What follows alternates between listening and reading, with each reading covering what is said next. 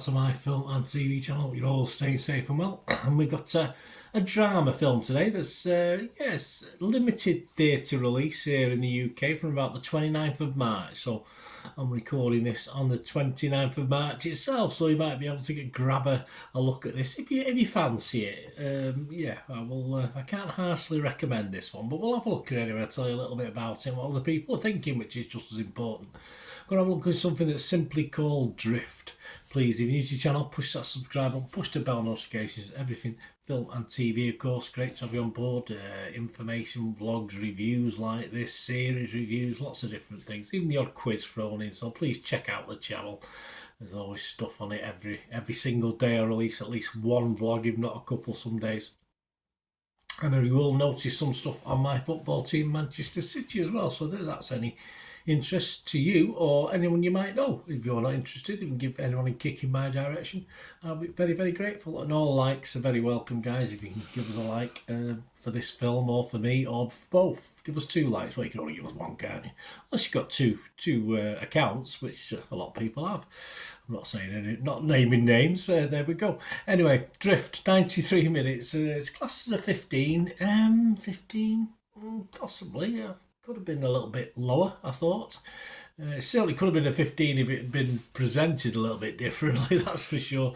It's directed by Anthony Chen from a screenplay by Suzanne Farrell and Alexander Maxick. And it's based on the novel A Marker to Measure Drift by Maxick.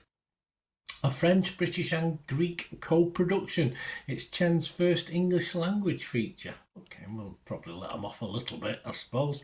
The film follows Jacqueline, a Liberian refugee, although she does come via London as well, which, makes it a bit... just adds another thing in the story that isn't qualified too much anyway, but we'll talk about that. Flees to a Greek island, develops a friendship with an American tour guide while coping with her past. Yeah, we don't see how she got there, how she did anything. There's lots of stuff in this you're having to figure out yourself, and you never really get the answer. It stars Cynthia Erivo as Jacqueline. Yes, good role, does a good role. Alia Shawkat as Callie. Again, she's a good sort of co-lead at some stage. Ibrahim Abar, Hannah Swinton-Byrne, Zainab Jar, Susie Bemba and Vincent Vermignon. So let's have a look at what I think. Well, this is okay, but there's just too many holes in it. It's just too many things you're not told. It's just too many holes in the story. And obviously, when this girl's speaking to people, you think, well, why don't you say this and why don't you say that? And you just having to put 2 and 2 together. Sometimes you make 5, but you can sort of piece things together, but it's not very creative. As the film goes along, it just ends up with a finish that creates even more holes that you want answered. So it's a bit frustrating. I think that's the word for this film. It's always nice to see blue seas, of course, and sun coming from the UK and Manchester.